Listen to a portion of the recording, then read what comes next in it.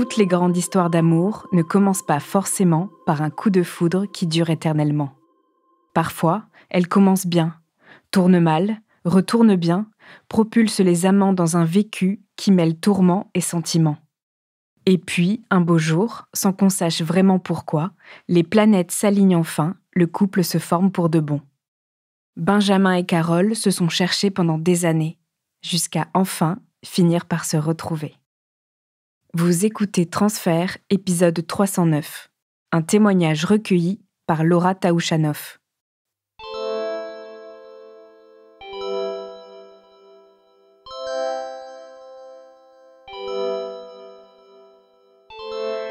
Carole, on se rencontre au printemps 2001. On est dans un lycée de banlieue parisienne, à une trentaine de kilomètres de Paris. On a tous les deux grandi. On a eu une enfance heureuse dans une famille de chacun, 3 enfants, avec une maison, un petit morceau de jardin. Une enfance heureuse avec, pour moi, 2 sœurs et pour elle, un frère et une grande sœur. C'est le début du printemps, c'est le beau temps, on est tout le temps dehors. On devient, pour commencer, très amis, très confidents, on se rapproche très très vite. On n'est pas forcément dans la même classe en cette année de seconde, mais voilà, on a des amis en commun avec qui on se rapproche et puis on passe beaucoup de temps dehors, aussi beaucoup de temps à sécher les cours en cette fin d'année de seconde et puis on s'embrasse pour la première fois au bout de quelques semaines et voilà, c'est le début de notre relation amoureuse. On se dit: «Je t'aime», on est jeunes, hein, comme beaucoup de gens à cet âge, on se promet très vite des choses, que ça sera une histoire d'amour qui durera. Arrive l'été et c'est vrai que là, on se dit: «Bon, séparons-nous et on se retrouvera en septembre, si tout va bien». Finalement, on a chacun vécu son été, chacun un été d'adolescent avec d'autres rencontres et on se dit que finalement, on est peut-être juste meilleurs amis et pas amoureux, et finalement donc cette relation, elle continue plutôt en tant qu'amis très, très proches, mais toujours à être très proches, à passer les soirées ensemble au téléphone, à s'écrire des lettres, et c'est vrai que ça va durer comme ça pendant toutes nos années de lycée.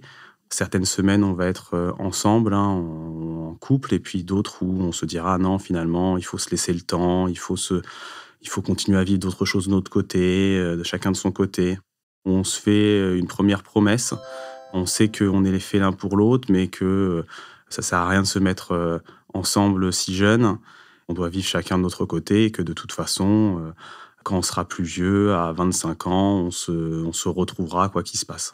On pense que c'est le bon âge, après avoir fait nos études, commencé à travailler pour se retrouver et puis que, potentiellement, normalement, à 25 ans, on aura peut-être aussi rencontré d'autres personnes, mais si aucun d'entre nous a rencontré une autre personne à 25 ans, ça sera le bon âge pour se remettre ensemble et puis pour fonder une famille et vivre ensemble jusqu'à la fin de nos jours.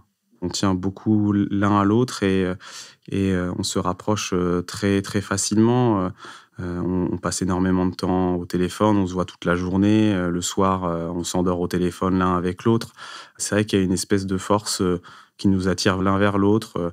On a l'impression d'être âmes sœurs.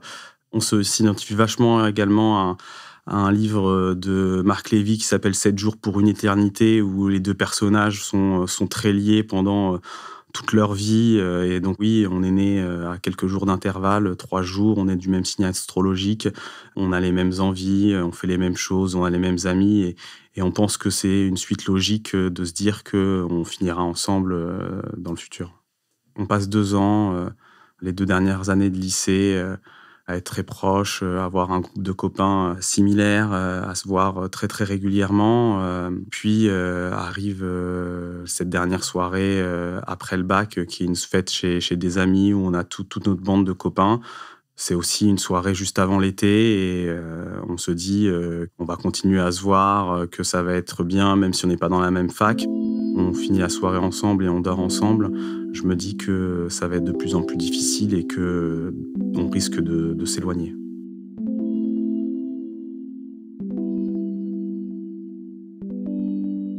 On part tous les 2 de notre cocon familial de banlieue parisienne. Moi, j'ai une place en cité universitaire au sud de Paris. Elle a un appartement qu'elle partage avec sa sœur dans le nord de Paris. On n'est pas dans la même fac, c'est compliqué de se voir. On se retrouve à beaucoup moins se voir. Elle fait des nouvelles rencontres, je fais des nouvelles rencontres. Je commence un job étudiant à côté de mes études, elle aussi. On s'éloigne très rapidement. J'ai pas encore 18 ans, mais je viens de partir chez moi, il faut que je m'assume. Est-ce que penser à cette histoire, avec des yeux d'enfant, en imaginant que ça pourrait avoir un futur, je commence à m'éloigner de ce sentiment, de cette histoire. J'ai la sensation qu'il faut arrêter de s'accrocher à cette histoire et faire de nouvelles rencontres et vivre, chacun sa propre vie. On se voit de moins en moins, probablement une fois par trimestre, lors de fêtes, qu'organisent nos amis en commun. Mais, je ne sais pas si c'est par fierté, mais, l'un ou l'autre, on fait pas forcément le premier pas. C'est bizarre, je sens qu'elle s'est rapprochée d'autres amis à elle et puis, probablement que moi je me suis aussi éloigné et je pense que l'un ou l'autre, ça nous attriste beaucoup. Le temps passe et puis, quelques mois après, je reçois un appel de Carole, pendant une nuit qui m'explique que l'un de ses cousins qui avait à peu près le même âge que nous, vient de se faire renverser par une voiture et qu'il est décédé. J'ai cette sensation qui est de me dire: «Mais, pourquoi elle m'appelle moi?» Je me sens pas légitime à être aujourd'hui la personne qui doit l'aider, lui remonter le moral. Je me dis que j'en ai pas la force et que c'est plus mon rôle aujourd'hui. Elle sent que voilà, j'ai plus envie de m'investir, que pour moi c'est sûrement trop dur et donc on va quasiment se donner aucune nouvelle pendant 3 ans. Moi, je pars continuer mes études dans le sud de la France, à Toulon. Carole, part également, en Bretagne.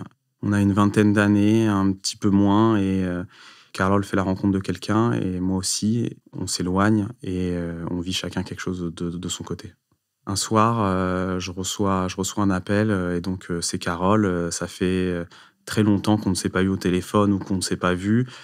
Elle a fait la fête, donc elle est un peu saoule et puis elle me dit qu'elle a envie de me parler, que je lui manque, et en fait, je trouve cette intervention ou cet appel, complètement déplacé, donc moi, en plus, c'est une soirée de semaine, je suis pas du tout dans le même état d'esprit qu'elle, j'ai pas bu et en fait, je suis très froid et je lui dis que je trouve que son appel, s'est déplacé, qu'on s'est perdu de vue, que moi, elle me manque pas, que j'ai refait ma vie avec, quelqu'un d'autre, et que, j'ai plus envie qu'elle m'appelle et j'ai plus envie d'être en contact avec elle. Carole me dit, «Tu te souviens de notre promesse qu'on s'était faite, il y a des années, comme quoi on devait se retrouver à 25 ans, ça approche» et en fait, je suis très vexé de son appel, je suis en colère et donc je lui explique que, c'était une promesse d'enfant, que ça veut plus rien dire à l'heure actuelle, et qu'il faut qu'on arrête avec cette promesse d'enfant et qu'on vive dans le monde réel et que, donc pour moi cette promesse, elle avait plus lieu d'être.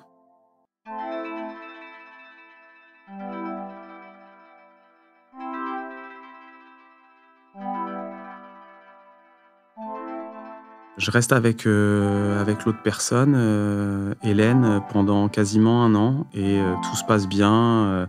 Je décide même de rentrer à Paris pour ma dernière année d'études en alternance, pour passer, plus de temps avec elle. Sauf que, bah, finalement, cette relation, elle se termine, Hélène me quitte pour un autre garçon plus âgé que moi. Ça me brise un peu le cœur parce que je m'étais quand même, beaucoup investi dans cette relation, surtout après, la relation avec Carole qui avait, duré et duré et duré et duré. Ça me touche beaucoup, je suis très malheureux, ça dure, 2-3 mois, donc j'ai la chance d'avoir beaucoup d'amis autour de moi qui me soutiennent, mais ça va être une longue traversée du désert. Dans le même temps, bah, il faut s'accrocher, c'est ma dernière année d'études, je travaille, en alternance dans une entreprise, qui me propose de rester chez eux, je m'accroche et puis, je décroche mon diplôme, je m'affirme et puis, en fait, j'ai l'opportunité de partir travailler en Angleterre et je me dis que c'est le bon moment pour, changer de vie, changer d'endroit et recommencer tout à zéro. J'ai 22 ans et donc je prends la décision de partir vivre en Angleterre, à Bristol. Je trouve très vite une colocation dans une grande maison avec, 2 autres garçons, 3 filles et en fait, ça va être une année superbe où, On travaille toute la semaine et puis le week-end, on sort. J'adore ma vie en Angleterre. Je rencontre quelqu'un. Puis voilà, tout va bien. Je reviens de très peu à Paris. Et puis, pendant l'été, ça fait à peu près 1 an que je suis à Bristol, je pense. Je me connecte sur Facebook et puis je vois un message de Carole. On discute. Je lui explique que j'étais avec quelqu'un et que ça s'est terminé, mais que je le vis bien et que j'espère que tout va bien pour elle, et etc. Et donc, elle m'explique qu'elle est sur une petite île des Glénans et que elle, c'est plus compliqué dans sa vie amoureuse et que elle espère me croiser à Paris quand elle rentre des Glénans quelques mois plus tard. Moi, en même temps, j'ai une proposition pour un nouveau travail à Paris. Cet été-là, au bout d'un peu plus de 12 mois, je rentre à Paris. Dans le même temps, Carole, elle rentre également à Paris, mais en fait, elle m'explique très rapidement que elle doit aller vivre à Bordeaux. Pendant quelques mois, elle va s'occuper de l'agence de son frère.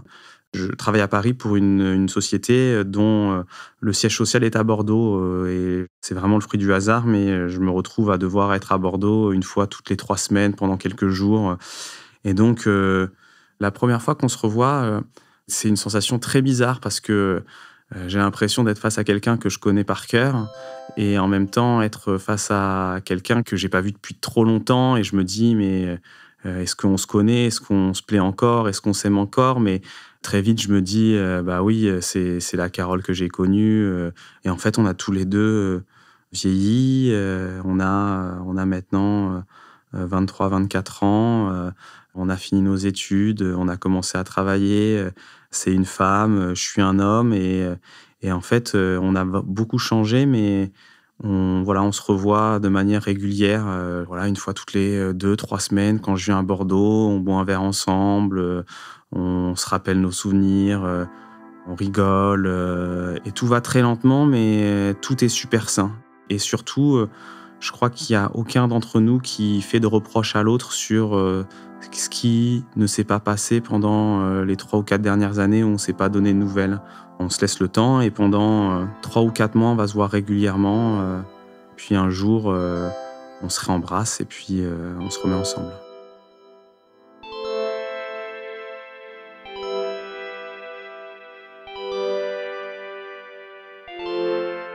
Ça reprend petit à petit. C'est lié au fait que Carole est à Bordeaux et que moi je suis à Paris. C'est que pour les bons moments. Je suis très vite accepté par son grand frère. Mes sœurs habitent à Paris, donc Carole, elle est très vite aussi acceptée à Paris, dans ma famille. Et donc tout va lentement, mais en même temps, tout va vite également parce que bah, ça paraît très très simple. Cette période entre Paris et Bordeaux, elle va durer quasiment 1 an et demi. On fait notre premier voyage ensemble. On part dans les Caraïbes, rejoindre la sœur de Carole qui habite là-bas. C'est des super vacances. Et puis arrive l'été et Carole m'explique qu'elle en a marre de Bordeaux, qu'elle aimerait revenir à Paris pour reprendre ses études. Et donc, on prend la décision qu'elle déménage à la maison à Paris. Et donc, pour la première fois, on vit ensemble. Moi, c'est la première fois que je vis avec quelqu'un. Donc, c'est les premiers hauts et bas de la vie de couple au jour le jour, hein. On sort d'une relation à distance, donc c'est pas forcément facile tous les jours, mais il y a beaucoup plus de hauts que de bas. On continue à faire des choses très bien, à voyager. On part également en Asie, au Vietnam. Et au retour de ce voyage-là, Carole m'organise un jeu de piste dans l'appartement. Et ce jeu de piste, dont je trouve la réponse, la sortie, en fait, c'est une demande en Pacs. Donc, elle me demande en Pacs. Et donc, on est tous les deux très heureux. Et cette demande, elle est liée au fait que Carole souhaite avoir plus de points pour obtenir sa mutation à Paris et rester à la maison parce que elle s'y sent bien et qu'elle n'a pas envie de repartir dans une autre région. Quelques mois plus tard, on passe au tribunal de grande instance. Cette demande en Pacs, très romantique, n'était pas du tout équivalente au passage devant la greffière où où là, on signe un document et puis on se retrouve devant un préfabriqué paxé avec notre feuille A4. Il faudra se marier un jour parce que on mérite notre amour qui a traversé tant de péripéties, mérite mieux que uniquement ce passage devant la greffière au tribunal de Longjumeau.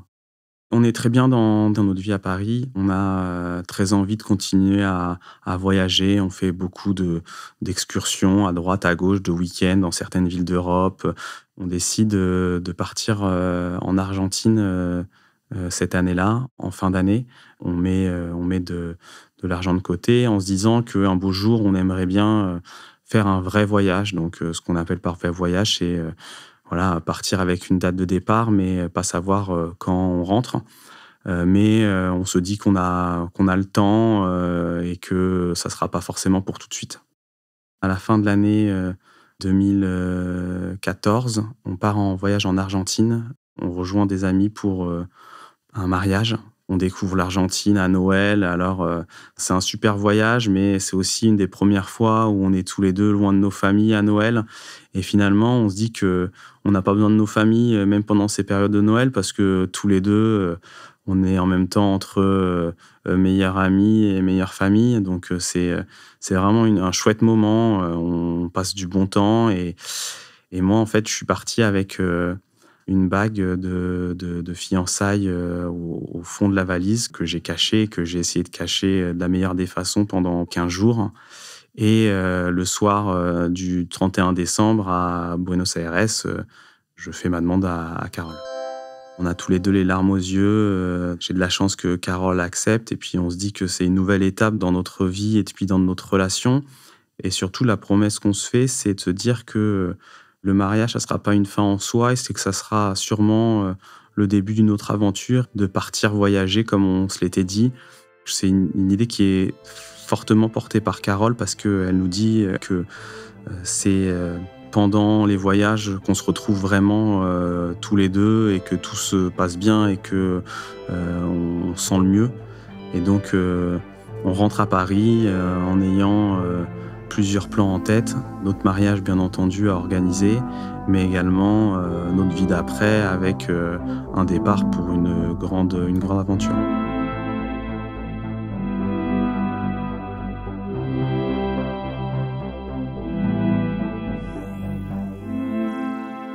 Plus d'un an passe.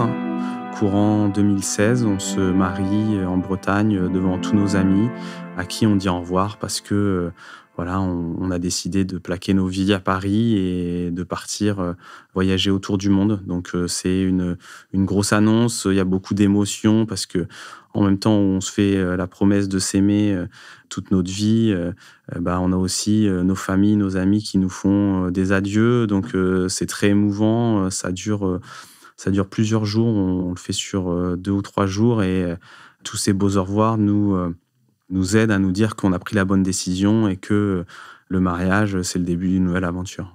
Pendant la cérémonie, Carole, elle ressort une lettre que je lui avais écrite il y a des années, quand j'étais enfant, et sur cette lettre, avait été écrit qu'on se faisait la promesse à 25 ans de se remettre ensemble et de se marier et de vivre ensemble. Et donc, elle m'explique qu'elle accepte cette proposition beaucoup d'années plus tard et que voilà, que maintenant, on a la vie devant nous pour vivre notre nouvelle aventure. Les jours qui suivent le mariage, on est toujours dans l'émotion, on relit les mots que les gens nous ont laissés, les petites cartes et toutes ces attentions qui nous font beaucoup trop plaisir.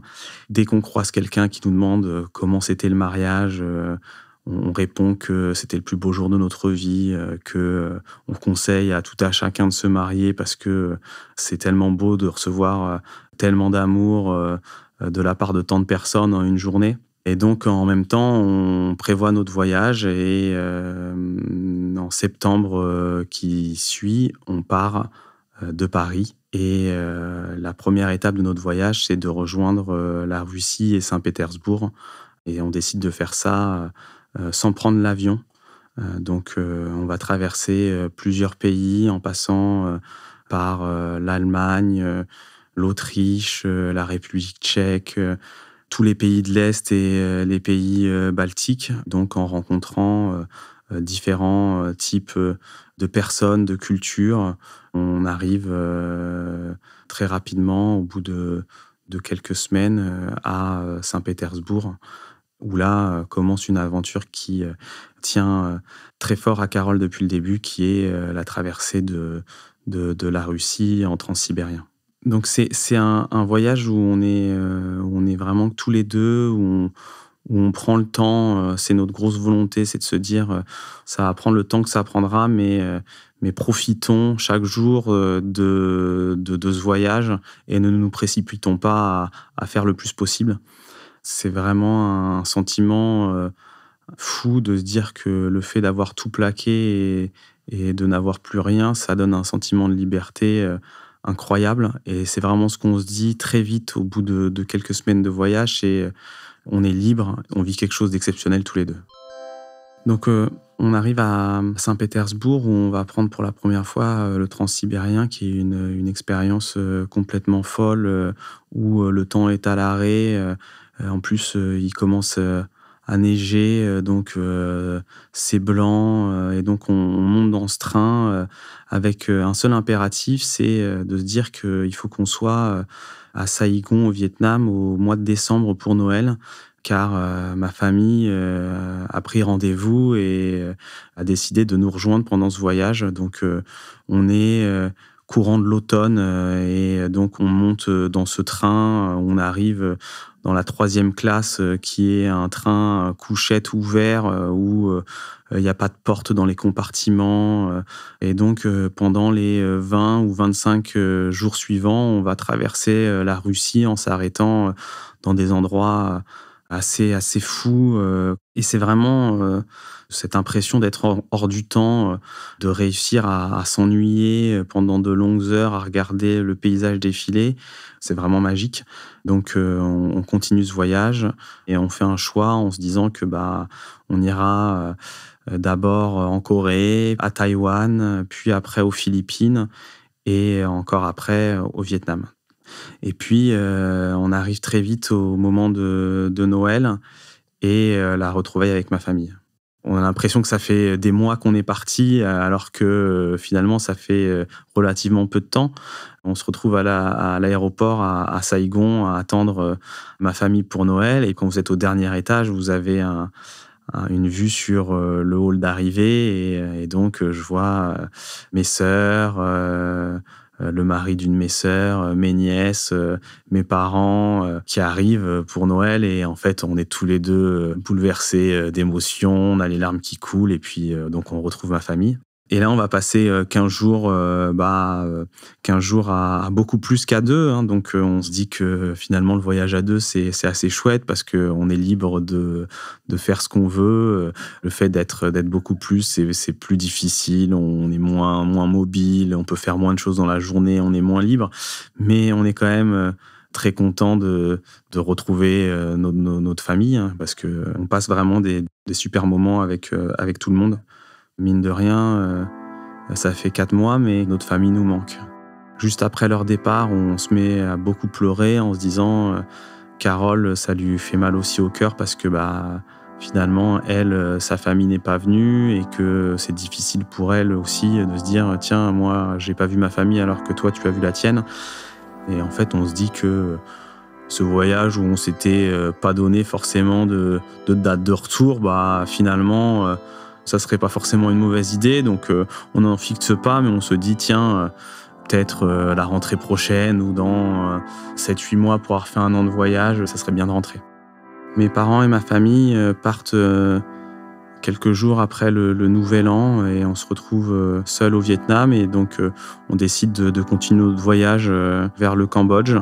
On récupère un bateau, puis ensuite un bus, puis on traverse la frontière et on se retrouve à Kep au Cambodge. On est toujours dans une espèce de mood un peu bizarre où d'un côté on est content de se retrouver tous les deux, mais ça nous a un peu bouleversé d'avoir vu notre famille au bout du monde. Et donc on se dit, bon, il faut qu'on se remette dans notre déplacement et dans nos plans de savoir où on va se retrouver la nuit d'après, de continuer à avancer. Donc on va au Cambodge et puis après du Cambodge, on ira probablement en Thaïlande. Et puis de la Thaïlande, peut-être qu'on reprendra un avion pour aller autre part, en Australie par exemple. Donc on commence à se remettre dans nos idées. Et puis un matin, pour visiter les environs de Kep, on loue un scooter. On avait le choix aussi de faire du vélo, mais la personne chez qui on loue notre chambre nous dit ça sera beaucoup plus simple en scooter, il y a aucun risque. On part visiter les environs de Kep et c'est moi qui conduis et un croisement où on veut tourner sur la gauche pour rejoindre un champ de poivre. Un camion nous dépasse par la gauche et nous renverse.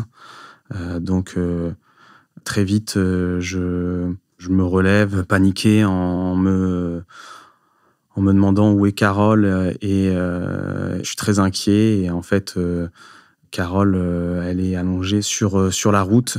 Elle a perdu son casque et puis elle est inconsciente. Et donc, je me rapproche d'elle en hurlant. Je me rends pas compte que je suis blessé au dos, à la jambe et au bras et aux mains. Et donc, je cours vers elle. C'est sur une route avec du monde autour, il y a un attroupement qui commence à se créer. Je vois au loin le scooter qui est complètement détruit, le camion qui nous a renversés. Et là, je perds toute notion du temps. Je ne sais pas du tout combien de temps passe, si c'est une dizaine de minutes, une vingtaine de minutes ou une demi-heure, mais au bout de quelques temps, il y a une ambulance qui arrive. L'ambulancier parle pas du tout anglais, donc j'essaie de lui demander est-ce qu'elle respire encore. Il me dit qu'elle respire encore, mais très faiblement, qu'on va aller dans un hôpital et qu'il va faire son mieux pour la sauver. On arrive à l'hôpital et je me rends vite compte qu'on n'est pas du tout dans un hôpital, mais qu'on est plutôt dans un hospice de campagne où finalement il n'y a pas de chambre, il y a juste des gens allongés dehors sur des lits. Et donc il y a un docteur qui l'ausculte et qui me dit le cœur est arrêté, j'ai rien pour la réanimer, donc elle est décédée.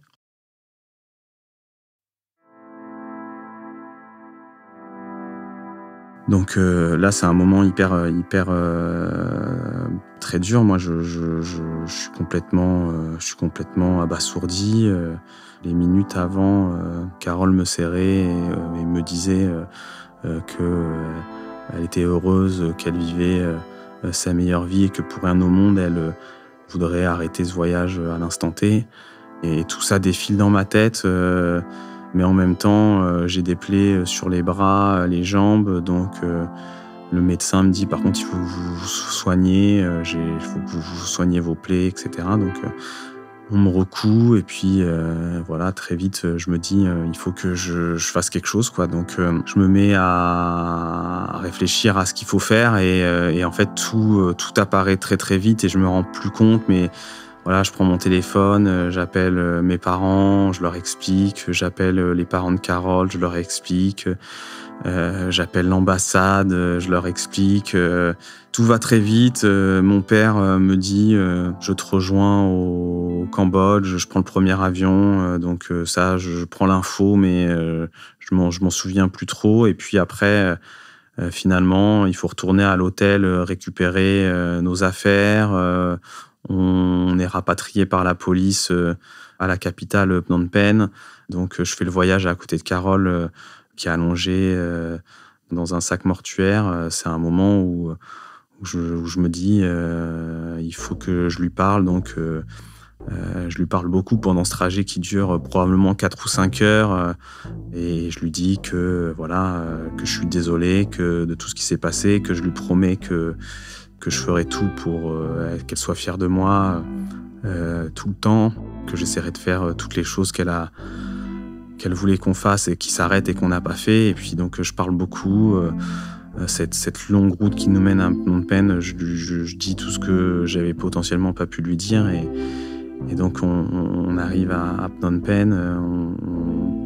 Ça marque notre séparation parce qu'ils la mettent à la morgue. Et moi, je me retrouve dans un hôtel au centre-ville de Phnom Penh qui a été réservé par l'ambassade. Et c'est à l'arrivée de mon père où je me mets à pleurer, à évacuer toute cette tristesse qui s'était accumulée en moi pendant ces 48 dernières heures.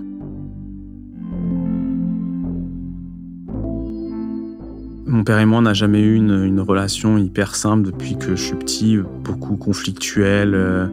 Et en fait, il n'y a pas eu besoin de mots pour sentir qu'il était là.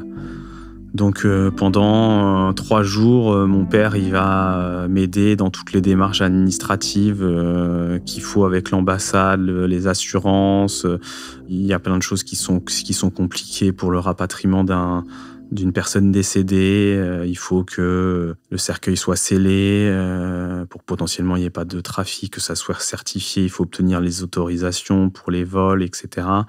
Donc dans le même temps où on est au bout du monde, on prévient tout le monde, nos amis, on arrive à obtenir une date pour le rapatriement et donc en même temps c'est l'enterrement qui se prévoit en Bretagne, là où on s'était mariés quelques mois auparavant.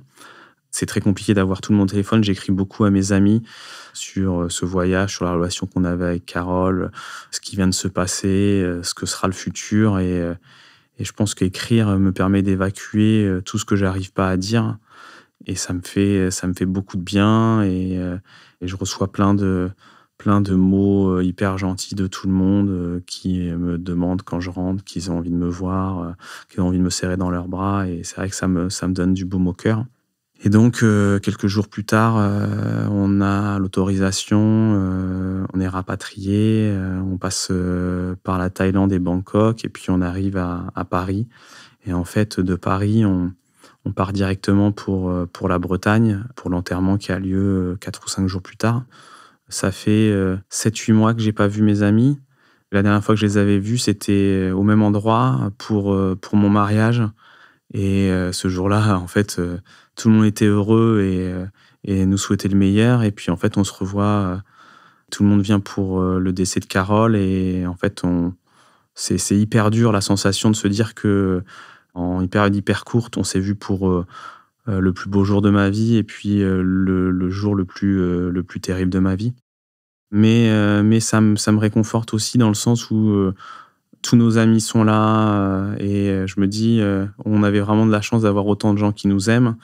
Notre famille est là aussi et le futur va être dur, mais je suis bien entouré.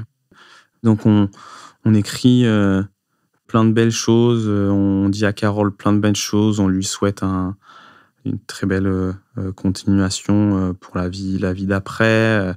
On a des amis qui sont musiciens, qui jouent de la musique lors de l'enterrement, donc c'est quelque chose de hyper triste, mais en même temps hyper beau. Et puis, moi, je passe beaucoup de temps avec la famille de Carole et puis ils sont d'un amour pour moi incommensurable. Ils me serrent beaucoup dans leurs bras, ils me disent que maintenant, ils voient Carole à travers moi et que je dois continuer à la faire vivre.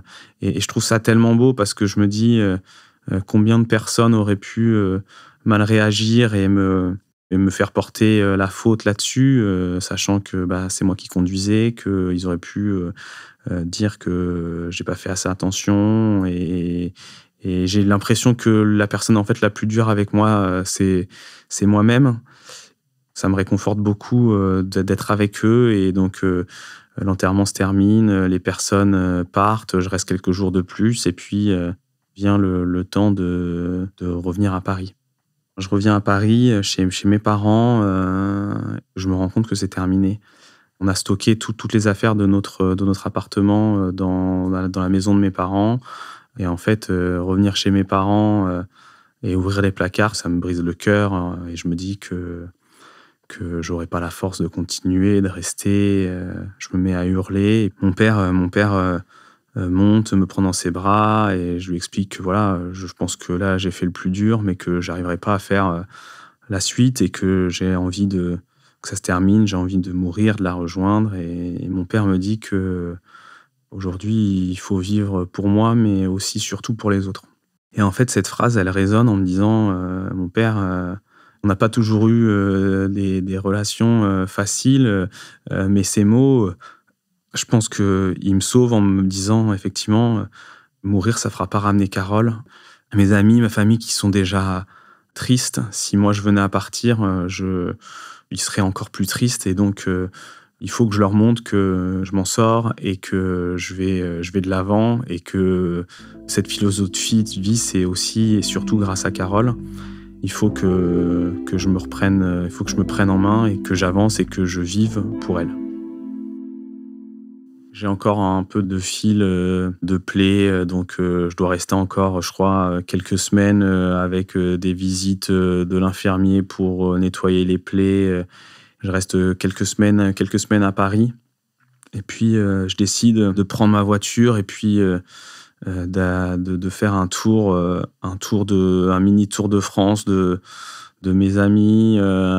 J'essaie de voir des gens pour pas être seul et puis pour être occupé et pour aussi me poser et me dire tiens, qu'est-ce que je veux bien pouvoir faire maintenant de ma vie. Donc, les gens m'expliquent qu'il faut prendre le temps, que seul le temps aidera. Et je passe un petit peu de temps chez mon cousin dans le Tarn et on passe beaucoup de temps tous les deux. C'est pas forcément un cousin de qui j'étais proche, mais il était là au mariage et quand j'étais beaucoup plus jeune, j'étais très proche de lui. Et lui aussi, une phrase qui me marque beaucoup, qui me dit aujourd'hui, tout le monde dit Carole nous manque, Carole est exceptionnelle, mais il me dit ce qu'il faut que tu retiennes aussi, c'est que si Carole elle était exceptionnelle, c'est parce que toi aussi tu l'étais. Il faut pas que tu oublies ça parce que nous aussi, c'est pour ça qu'on t'aime et qu'il faut que tu gardes ça parce que sinon, tu survivras pas. Et ça me marque en me disant, oui, effectivement, voilà, il faut que je reste comme ça parce qu'il faut que je reste la personne qu'elle aimait. Et donc, je retourne à Paris en me disant que, voilà, il faut recommencer et garder la tête haute et qu'il faut se remettre dans le tourbillon de la vie, quoi.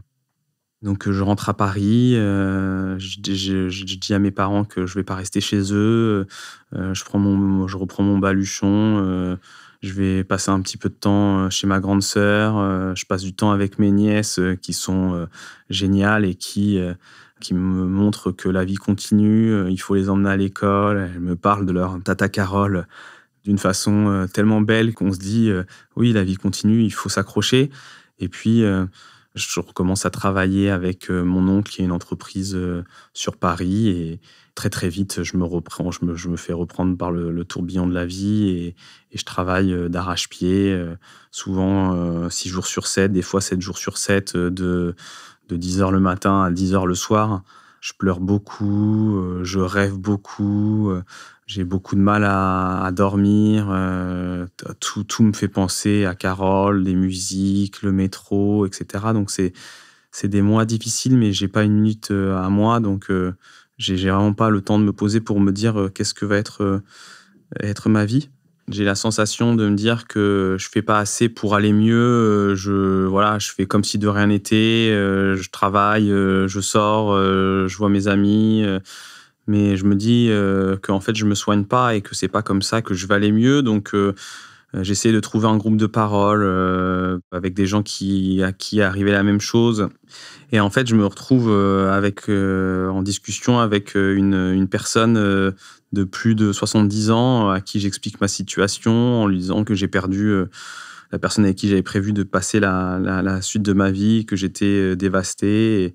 Et en fait, elle m'explique que elle a perdu son mari, avec qui elle a passé toute sa vie, quelques semaines après le début de sa retraite, et que finalement, aujourd'hui, elle se retrouve toute seule parce que son mari n'est plus là, ses petits-enfants ne sont plus là, ou ses petits-enfants ne sont pas là à côté d'elle tous les jours, ses enfants non plus, et qu'elle est très isolée et donc elle aussi hyper triste. Ça me fait penser qu'il y a pas d'échelle dans la tristesse et que c'est pas plus triste de perdre quelqu'un à 30 ans que de perdre quelqu'un à 60 ans et que beaucoup de gens se retrouvent avec des problèmes similaires et des deuils similaires. Mais quand même, je me dis qu'il faut que j'essaye de continuer à en parler pendant des groupes de parole. Donc je joins aussi un groupe de parole à Paris, pas très loin des Champs-Élysées. Et en fait, ça me rend très triste parce que dans ce groupe de parole, je vois des gens qui ont vécu des décès il y a des années et qui s'en sont pas remis. Je fais la première présentation, je crois que je vais au deuxième et puis après je décide d'abandonner en me disant que j'ai l'impression que je peux pas rester avec eux parce qu'ils me tirent vers le bas et que j'ai besoin de gens qui me tirent vers le haut. Et c'est assez paradoxal parce que finalement les gens qui vous tirent par le haut, c'est des gens avec qui, vous avez pas forcément de discussion sur ce qui vous est arrivé. Tu rencontres des nouvelles personnes, tout au long de ta nouvelle vie, à qui tu ne te confies pas, à qui tu ne dis pas ce qui t'est arrivé. Tu as l'impression de cacher, ta vie d'avant et en fait d'essayer de l'oublier alors que c'est juste que c'est très difficile de faire entrer quelqu'un dans son cercle d'amis le plus proche et de lui confier ce genre de choses. En tout cas, c'est pas ma façon de voir les choses et c'est ça qui est aussi très dur, c'est de se dire: «Tiens, une personne que maintenant j'aime, j'ai envie de lui dire, mais en même temps, est-ce que je le dis pour moi ou est-ce que je le dis pour Carole ou est-ce que je le dis pour elle?» Et ce paradoxe entre ces 3 situations, il est très dur et donc le pas pour, être franc est vraiment difficile.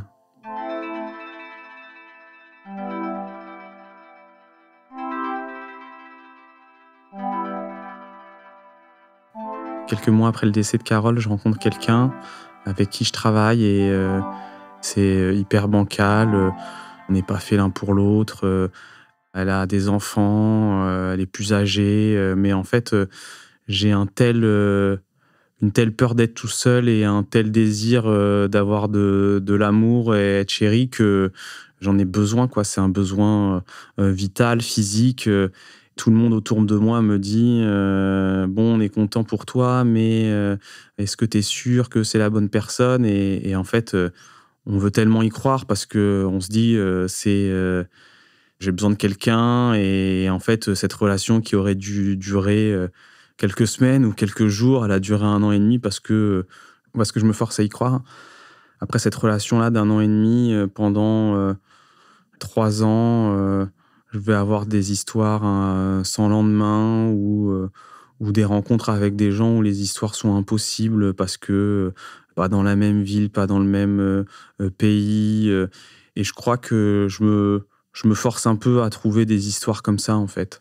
Parce que j'ai pas envie de me livrer et d'aller plus loin avec quelqu'un. Jusqu'à un peu plus tôt cette année où je fais la rencontre de quelqu'un avec, qui, tout va être simple et avec qui je vais réussir à me livrer, très rapidement. Lui dire, ce qui m'est arrivé. Il y a de l'espoir, comme on dit et c'est finalement au moment où on l'attend moins que quelque chose arrive. Des fois, je me comporte de façon, bizarre, j'ai du mal à croire au futur ou à m'engager sur, du long terme, et à prévoir des choses longtemps à l'avance. Les gens peuvent le remarquer. Je leur explique pourquoi je réagis comme ça. Souvent, au bout de quelques semaines de relation, soit on explique pourquoi on est comme ça, soit on s'en va et cette fois, je suis resté.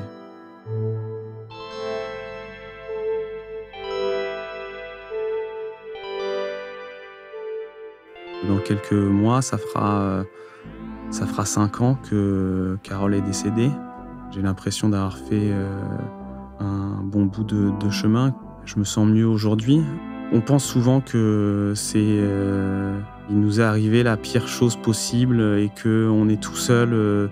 Je pense que le fait d'avoir été, positif, depuis le début, d'avoir, été, bien entouré, d'avoir eu beaucoup d'amour, de la part, de mes amis autour de moi, c'est ce qui m'a sauvé.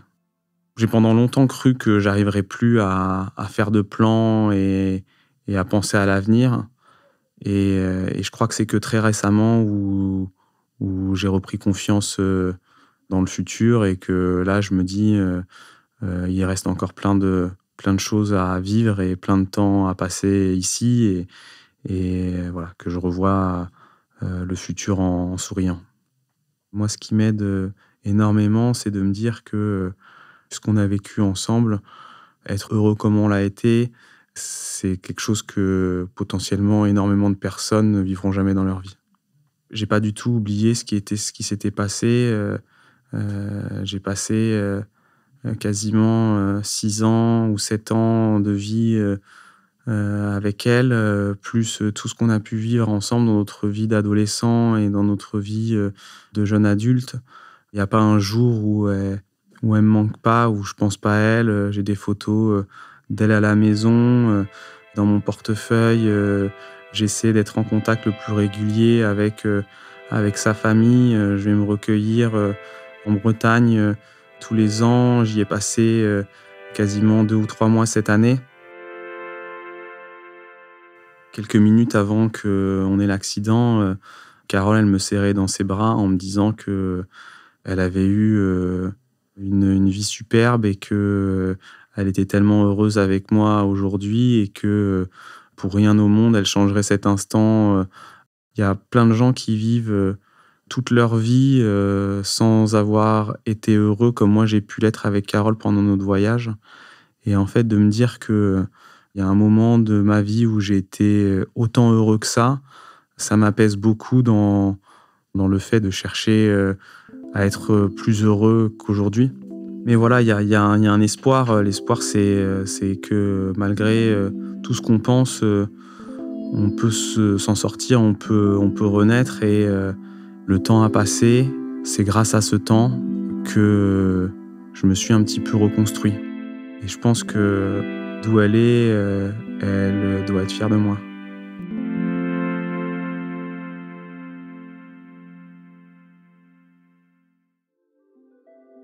Vous venez d'écouter Transfert, épisode 309, un témoignage recueilli par Laura Taouchanoff. Cet épisode a été produit par Slate Podcast. Direction éditoriale, Christophe Caron. Direction de la production, Sarah Koskiewicz. Direction artistique et habillage musical, Benjamin Septem-Ours. Production éditoriale, Sarah Koskiewicz et Benjamin Septem-Ours.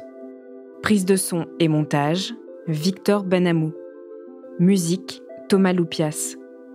L'introduction a été écrite par Sarah Koskiewicz et Benjamin Septem-Ours. Elle est lue par Aurélie Rodriguez. Retrouvez Transfert tous les jeudis sur slate.fr et sur votre application d'écoute préférée. Découvrez aussi Transfert Club, l'offre premium de Transfert. 2 fois par mois, Transfert Club donne accès à du contenu exclusif, des histoires inédites et les coulisses de vos épisodes préférés. Pour vous abonner, rendez-vous sur slate.fr/transfertclub. Pour proposer une histoire, vous pouvez nous envoyer un mail à l'adresse transfert@slate.fr.